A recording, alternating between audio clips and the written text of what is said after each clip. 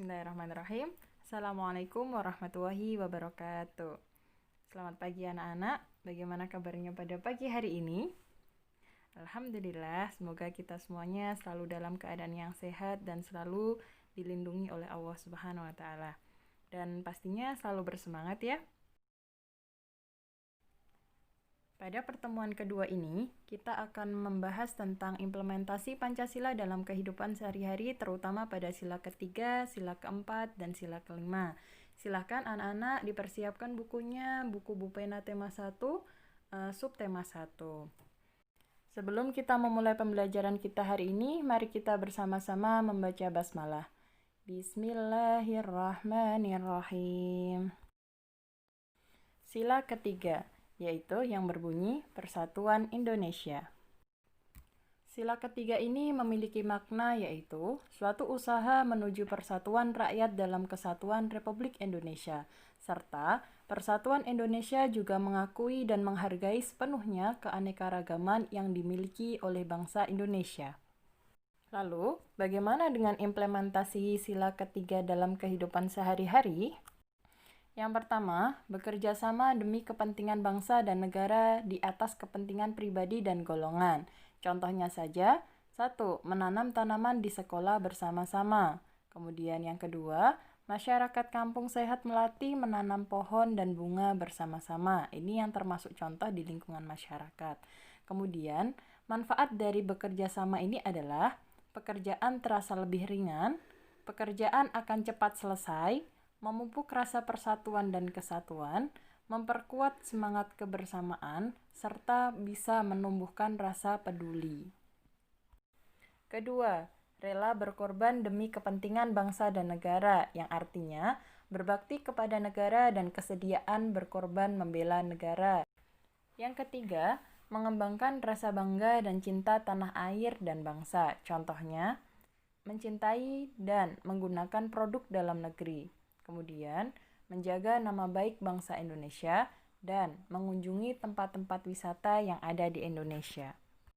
Yang keempat, mengembangkan persatuan Indonesia atas dasar Bhinneka Tunggal Ika. Contohnya, melestarikan dan mempelajari budaya-budaya yang ada di Indonesia. Sila keempat, yang berbunyi, kerakyatan yang dipimpin oleh hikmat kebijaksanaan dalam permusyawaratan perwakilan. Makna dari sila keempat ini adalah pemerintahan dari rakyat, oleh rakyat, dan untuk rakyat dengan cara musyawarah untuk mencapai mufakat. Lalu, apakah musyawarah itu? Musyawarah adalah suatu upaya bersama dengan sikap rendah hati untuk memecahkan persoalan guna mengambil keputusan bersama dalam menyelesaikan suatu masalah. Nilai-nilai yang terkandung dalam Pancasila sila keempat yaitu 1. Mengutamakan kepentingan negara dan masyarakat. 2. Tidak memaksakan kehendak kepada orang lain. 3. Mengutamakan musyawarah dalam mengambil keputusan. Dan yang keempat, menerima dan melaksanakan hasil musyawarah dengan tanggung jawab serta akal yang sehat. Lalu, bagaimana implementasinya dalam kehidupan sehari-hari? Yang pertama, melakukan musyawarah untuk menentukan jadwal ronda di lingkungan. Ini adalah salah satu contoh musyawarah yang ada di lingkungan tempat tinggal kita. Yang kedua, melakukan pemilihan umum, baik pemilihan presiden ataupun pemilihan kepala daerah. Yang ketiga, mengikuti pemilihan ketua kelas dengan tertib. Ini yang biasanya kita lakukan saat kita memasuki kelas yang baru.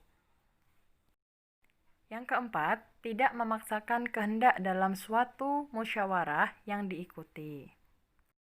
Sila kelima yang berbunyi, keadilan sosial bagi seluruh rakyat Indonesia.